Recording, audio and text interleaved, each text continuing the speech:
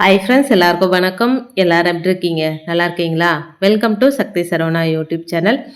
நம்ம எல்லாருமே ஆவலோடு எதிர்பார்த்துட்ருக்கிற அந்த ஒரு திருநாள் நாளைக்கு வரப்போகுதுங்க. முருகப்பெருமானுக்கே உரிய தைப்பூச திருநாள். தை மாதம் அப்படின்னாலே ரொம்ப ரொம்ப சிறப்பு வாய்ந்த மாதங்க. அந்த மாதத்தில் வரக்கூடிய ஒவ்வொரு விசேஷமான நாட்களும் ரொம்ப ரொம்ப சிறப்புக்குரியது. இது எல்லாமே நமக்கு தெரிஞ்ச விஷயந்தாங்க. அந்த வகையில் முருகப்பெருமானோட பக்தர்களுக்கு ரொம்பவும் உகந்த நாளாக இருக்கிறது தான் இந்த தைப்பூச நாள். தை மாதத்தில் வரக்கூடிய பூச நட்சத்திர நாள் அன்னைக்கு இந்த தைப்பூச திருவிழா எல்லா முருகன் கோவிலும் நடக்குங்க. அது சின்ன கோவிலாக இருந்தாலும் சரி, பெரிய கோவிலாக இருந்தாலும் சரி, அன்றைய தினத்தில் முருகப்பெருமானுக்கு சிறப்பு அபிஷேகங்களும் ஆராதனைகளும் ரொம்ப சிறப்பாக நடைபெறுங்க. அப்படிப்பட்ட சிறப்பு மிகுந்த தைப்பூசத்திற்கு நிறைய பேர் 48 நாள் விரதம் இருந்து வழிபாடு செஞ்சுட்டு இருக்காங்க. 48 நாள் விரதம் இருக்க முடியாதவங்க 21 நாட்களோ, 11 நாட்களோ, 9 நாட்களோ, 6 நாட்களோ, 3 நாட்களோ எதுவுமே செய்ய முடியலைங்க. இந்த விரதத்தை எதுவுமே என்னால் செய்ய முடியாத சூழ்நிலையில் இருக்கிறவங்க தைப்பூச நாள் அன்னைக்கு மட்டும் விரதம் இருந்து வழிபாடு எப்படி செஞ்சால் இந்த 48 நாள் விரதம் இருந்து வழிபாடு செஞ்ச பலன் நமக்கு கிடைக்கும்.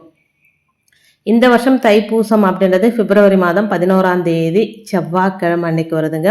பொதுவாகவே செவ்வாய்க்கிழமை முருகப்பெருமானுக்கு உரிய நாள். அந்த நாளில் இந்த தைப்பூசம் வருது இன்னுமே விசேஷங்க. அதை வார்த்தையால் நம்மளால் சொல்லவே முடியாது. இப்போ ஆன்மீகத்தில் இருக்கிறவங்களுக்கு அது தெரியும். திங்கக்கிழமை அப்படின்னா எப்படி பிரதோஷம் ரொம்ப விசேஷமோ, சனிக்கிழமை எப்படி பிரதோஷம் விசேஷமோ, அதே போல் செவ்வாய்க்கிழமையில் கிருத்திகை வர்றது, இந்த மாதிரி சஷ்டி வர்றது, தைப்பூசம் வர்றது, இது இன்னுமே சிறப்பு விசேஷங்க. அதை ஃபீல் பண்ணுறவங்களுக்கு தான் தெரியும். எல்லாருமே அதை ஃபீல் பண்ண முடியாதுங்க. அன்றைய தினத்தில் காலையில் பிரம்ம முகூர்த்த நேரத்திலே எழுந்துக்கணுங்க. முதல் நாளே நம்ம பூஜையெல்லாம் சுத்தமாக தான் வச்சுருப்போம். ஏன்னா முதல் நாள் பிரதோஷம் சுத்தமாக தான் இருக்கும். ஸோ காலையில் எழுந்து குளிக்கிற தண்ணியில் கொஞ்சம் மஞ்சப்பொடி போட்டு கொஞ்சம் ஒரு கைப்பிடி கல்லுப்பு போட்டு குளிச்சுடுங்க. குளிச்சுட்டு அதுக்கப்புறமா வாசல் தெளித்து கோலம் போட்டுருங்க. வாசல் தெளிக்கிற தண்ணியிலும் ஒரு பிஞ்சளவுக்கு கஸ்தூரி மஞ்சள் கலந்துட்டு வாசல் தெளித்து கோலம் போட்டுட்டு அதுக்கப்புறம் பூஜை அறைக்கு முருகப்பெருமான் வேல் வச்சுருக்கீங்க, முருகப்பெருமானோட சிலை வச்சுருக்குறீங்க அப்படின்னா அதுக்கு அபிஷேகம் பண்ணிக்கணுங்க. காலையிலேயே அபிஷேகம் பண்ணிவிட்டு ஏதாவது ஒரு நெய்வேத்தியத்தை வச்சுட்டு விரதத்தை ஸ்டார்ட் பண்ணிவிடுங்க. உங்களால் முடியும் அப்படின்னா அன்னைக்கு நாள் ஃபுல்லாகவே எதுவுமே சாப்பிடாம விரதம் இருக்கலாம். முடியாது அப்படின்றவங்க பால் பழம் மட்டும் சாப்பிட்டு விரதம் இருக்கலாம். அது கூட முடியாதுங்க, நான் மாத்திரை போடுறேன் அப்படின்றவங்க எளிமையான சாப்பாடாக எடுத்துக்கலாங்க. முருகப்பெருமானுக்கு நம்ம எத்தனை நாள் வழிபடுறோம், எப்படி விரதம் இருக்கிறோம் அப்படிலாம் கணக்கு கிடையாதுங்க. எந்த அளவுக்கு முருகப்பெருமானை நம்ம நம்புகிறோம் அப்படின்றது தாங்க ரொம்ப ரொம்ப ரொம்ப முக்கியம். நீங்கள் 3 வேளை வயிறு ஃபுல்லாக சாப்பிட்டுட்டு கூட விரதம் இருக்கலாம். எப்பவுமே வழிபாட்டில் எந்த கட்டாயமுமே கிடையாதுங்க. நாம் நம்ம மனசு திருப்தியாக எது செஞ்சாலுமே அதை கடவுளை ஏற்றுப்பாருங்க.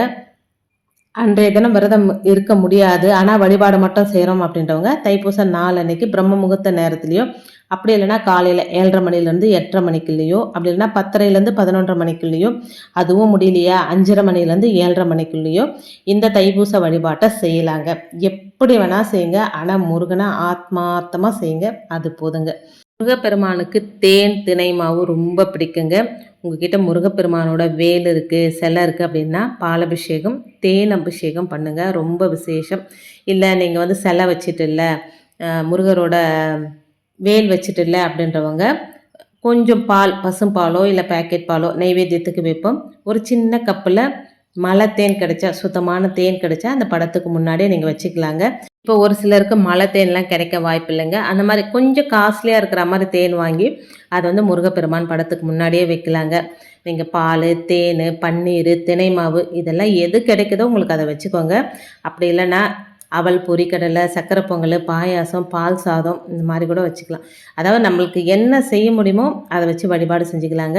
முருகப்பெருமானுக்கு முன்னாடி குறைந்தபட்சம் அன்றைக்கி ஒரு நாள் 6 அப்படின்ற எண்ணிக்கையில் தீபம் ஏற்றலாங்க. அதிகபட்சம் உங்களால் எத்தனை தீபங்கள் ஏற்ற முடியுமோ அத்தனை தீபங்களையும் ஏற்றலாங்க. எனக்கு ஐயர் சொன்ன விஷயம் என்னென்னா, காலையில் 6 தீபம், அது 1 மணி நேரத்துலேருந்து 2 மணி நேரம் வீட்டில் தீபம் எரியலாம். மதியத்துலேயும் ஏற்றலாம், நைட்லேயும் 6 மணிக்கு மேலே 6 தீபம். இந்த மாதிரி 3 வேலையிலையும் 3 தரம் 6 தீபம் ஏற்ற ரொம்ப விசேஷம் அப்படின்னு சொன்னார். அந்த மாதிரி கூட ஏற்றிக்கலாங்க. கண்டிப்பாக அந்த நாள் ஃபுல்லாகவே நம்ம ஓம் சரவண போற்றி ஓம் அப்படின்ற மந்திரத்தை எத்தனை தரம் சொல்ல முடியுமோ அத்தனை தரம் சொல்லலாங்க. நம்ம விரதம் இருக்கிற நாளில் மௌன விரதம் அதோடு சேர்த்து இருந்தோமா, தேவையில்லாமல் பேசுறது, கோபப்படுறது, இந்த மாதிரி விஷயங்கள்லாம் பண்ணாமல் இருந்தாலே அந்த விரதத்துக்கான முழு பலன் நமக்கு கிடைக்குங்க. அதோட அந்த நாள் ஃபுல்லாக நமக்கு தெரிஞ்ச பாடல்களான கந்த சஷ்டி கவசம் நிறைய பேருக்கு மனப்பாடமாக தெரியும். கந்தகுரு கவசம், வேல்மாறல், திருப்புகழ், அனுபூதி, கந்தர் அனுபூதி, சண்முக கவசம், இது மாதிரி எது வேணுமானாலும் பாராயணம் செய்யலாம். இந்த மாதிரி பாராயணம் செஞ்சு முடிஞ்ச பிறகு கற்பூர தீப தூப ஆராதனை காட்டி நம்ம விரதத்தை நிறைவு செஞ்சுக்கலாங்க. அன்றைய தினம் நம்ம எளிமையான உணவுகளை எடுத்துக்கிறது ரொம்ப சிறப்பு. அப்படி இல்லைன்னா ஒரு வேளை உணவு மட்டும் எடுத்துக்கொண்டும் விரதம் இருக்கலாம். அவங்களுடைய உடல் நலத்தை பொறுத்து விரதம் இருக்கிறது ரொம்ப நல்லதுங்க. முடிஞ்ச அளவுக்கு அன்றைய தினம் பக்கத்தில் இருக்கக்கூடிய முருகர் கோயிலுக்கு போயிட்டு முருகப்பெருமானை வழிபாடு செய்வதோடு உங்களால் முடிஞ்சால் அன்னதானம் செய்கிறது நல்ல பலனை தருங்க. தைப்பூசம் அன்னைக்கு நாம் வழிபாடு செய்கிறதுனால முருகப்பெருமானோட அருள் மட்டும் இல்லைங்க, சிவபெருமானோட அருளும் அதோட சனி பகவானோட அருளும் நமக்கு சேர்ந்து கிடைக்கும் அப்படின்னு சொல்கிறாங்க. 7.5 வருஷம் அப்படின்னு சொல்லுவாங்க. 7.5 வருஷம் அப்படி சொன்னதுமே நமக்கு நினைவுக்கு வர்றது யாருன்னு கேட்டால் சனி பகவான் தாங்க. வாழ்க்கையில் நம்ம செஞ்ச நல்லது கெட்டதுக்கெல்லாம் பலனை அனுபவிக்கக்கூடிய காலமும் இந்த 7.5 வருஷம் தாங்க. ஒருத்தருக்கு 7.5 சனி தொடங்கிடுச்சு அப்படின்னா அவங்க வாழ்க்கையில் பிரச்சனை தொடரப்போகுது அப்படின்னு நாம் நினைக்கிறோம். ஆனால் அது அப்படி கிடையாதுங்க. நாம் செஞ்ச நல்லது கெட்டதுக்கு ஏற்ப நமக்கு பரீட்சை நடத்தப்படும் காலம்தான் இந்த 7.5 சனி காலம். சனி பகவானே சொல்லியிருக்கிறாருங்க, தைப்பூச திருநாள் அன்னைக்கு முருகப்பெருமானை யார் ஒருத்தர் இந்த முறைப்படி வழிபாடு செய்கிறாங்களோ அவங்கள நான் அதிகமாக சோதிக்க மாட்டேன் அப்படின்னு சொல்லி சனி பகவானோட தாக்கத்திலிருந்து தப்பிக்கணும் அப்படின்னா தைப்பூசம் அன்னைக்கு முருகப்பெருமானை எப்படி நம்ம வழிபாடு செய்கிறது? ரொம்ப எளிமையான வழிபாடு தாங்க. 7.5 சனி காலத்தில் முக்கியமாக நாம் கடைபிடிக்க வேண்டிய விஷயம் எளிமை. ஆடம்பரத்தை விட்டுட்டு எளிமையாக இருந்து இல்லாதவங்களுக்கு உதவி செஞ்சாலே போதுங்க. சனி பகவானால் நமக்கு எந்த பிரச்சனையும் வராது அப்படின்னு சொல்கிறாங்க. முருகப்பெருமானோட நட்சத்திரமான பூசம் நட்சத்திரத்தில் தை மாதத்தில் வரக்கூடிய பூசம் நட்சத்திரத்தில் முருகப்பெருமானை நினச்சி யார் ஒருத்தர் எளிமையான வழிபாட்டை செய்கிறாங்களோ அவங்கள நான் எதுவுமே செய்ய மாட்டேன் அப்படின்னு சனி பகவானே வாக்கு கொடுத்திருப்பதாக சாஸ்திரத்தில் சொல்லப்பட்டிருக்குங்க. தைப்பூசம் அன்னைக்கு முருகப்பெருமானை எளிமையான முறையில் நீங்கள் வழிபாடு செய்யணும். தலக்கணம், அகங்காரம், கர்வம் இது எல்லாமே எடுத்து மண்ணில் போட்டு புதைச்சிட்டு எளிமையான சாதாரண மனுஷனாக முருகர் கோவிலுக்கு போயிட்டு வரிசையில் நின்று முருகருக்கு உகந்த பாடல்களை பாடி முருகனை மனமுருகி வழிபாடு செஞ்சுட்டு தைப்பூச திருநாள் அன்னைக்கு மதியம் உங்களால் முடிஞ்ச அன்னதானத்தை சாதுக்களுக்கும் முதியோர்களுக்கும் குறிப்பாக உடல் ஊனமுற்றோர்களுக்கும் நீங்கள் செஞ்சாலே போதுங்க. சனி பகவானால் உங்களுக்கு எந்த தோஷமும் பிரச்சனையும் வருவதற்கு வாய்ப்பே கிடையாதுங்க.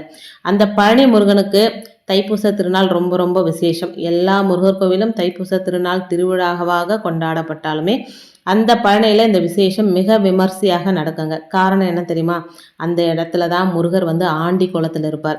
எளிமை அப்படின்ற வார்த்தைக்கு உண்டான அர்த்தமே அந்த ஆண்டி கோலம் தாங்க. அரச கோலத்திலும் இருப்பார், சாது கோலத்திலும் காட்சி தருவார். நேற்று இருக்கிறது இன்னைக்கு இல்லை. இந்த மாயையான போலியான வாழ்க்கையில் எதுவுமே இல்லாமல் இந்த பூமிக்கு எதுவுமே இல்லாமல் பூமியிலிருந்து நம்ம போகிறோம். இதுதான் முருகர் உணர்த்தும் தத்துவம். இதுதான் பழனி மலையிலும் சொல்லப்படுதுங்க. எதுவுமே நிலை இல்லை இந்த மாய உலகத்தில். தேவைக்கு ஏற்ப மட்டும் வச்சுக்கிட்டு தேவைக்கு அதிகமாக இருக்கிறத இல்லாதவங்களுக்கு உதவி செய் அப்படின்னு சொல்கிறது தாங்க முருகர் வழிபாடு. நீங்களும் வர இருக்கிற தைப்பூச திருநாள் அன்னைக்கு ரொம்ப ரொம்ப எளிமையான முறையில் முருகப்பெருமானை வழிபாடு செஞ்சு உங்களால் முயன்ற அளவுக்கு அடுத்தவங்களுக்கு அன்னதானத்தையும் உதவியும் செய்யுங்க. நிச்சயமாக உங்களுக்கு வரக்கூடிய 7.5 சனிக்காலம் நிச்சயமாக கரட முரடாக இருக்காதுங்க. முருகரோட ஆசையால் வாழ்க்கை சுகமான பயணத்தை கொடுக்குங்க. எல்லாருக்குமே ஒரு சந்தேகம் வரும், அப்போ பழனி முருகரை தான் போய் வழிபாடு செய்யணுமா அப்படின்னு சொல்லி. எல்லாராலையும் பழனி முருகர் கோவிலுக்கு போட்டு வழிபாட்டை மேற்கொள்ள முடியாதுங்க. உங்கள் வீட்டு பக்கத்தில் இருக்கிற முருகப்பெருமான் கோவில்லையே நீங்கள் இந்த முறைப்படி எளிமையான முறையில் வழிபாட்டை செய்யுங்க, நல்லதே நடக்குங்க. தைப்பூச திருநாள் அன்னைக்கு அன்னதானம் கொடுக்கறது ரொம்ப ரொம்ப நல்லது. அவங்கவுங்க வசதிக்கு ஏற்ப அன்னதானம் கொடுக்கலாம். இந்த மாதிரி எனக்கு எந்த வசதியுமே இல்லை, நான் என்ன பண்ணுறது அப்படின்னு கேட்குறவங்களுக்கு என்ன பண்ணலாம் அப்படின்னா, நீங்கள் பசும்பால் கிடச்சிது அப்படின்னா ஒரு லிட்டர் வாங்கிக்கோங்க. பசும்பால் கிடைக்கல அப்படின்னா பேக்கெட் பாலாவது 1 லிட்டரோ 1/2 லிட்டரோ உங்களுக்கு எந்த அளவுக்கு உங்களால் முடியுமோ அந்த மாதிரி பால் வாங்கி வீட்டிலேயே நல்லா காய்ச்சிக்கோங்க. அடுத்து முருகப்பெருமானுக்கு ரொம்ப பிடிச்சது அப்படின்னா தேனுங்க. மலை தேனாக கிடைச்சா ரொம்ப விசேஷம். இல்லை கடையில் விற்கிற தேனை கூட வாங்கிக்கோங்க. வாங்கி வச்சு சுத்தமாக காய்ச்சின பாலில் தேவைக்கேற்ப தேன், வாசனைக்காக ஏலக்காய் போட்டு நல்லா கலந்து இதை முருகர் கோவிலுக்கு எடுத்துகிட்டு போங்க. குருக்கள் கிட்ட இந்த பிரசாதத்தை கொடுத்து முருகருக்கு நெய்வேத்தியம் செஞ்சு வாங்கிக்கோங்க. அதுக்கப்புறம் சின்ன சின்ன டம்ளரில் இந்த பாலை ஊற்றி கோவிலுக்கு வர பக்தர்களுக்கு தானமாக கொடுக்கலாங்க.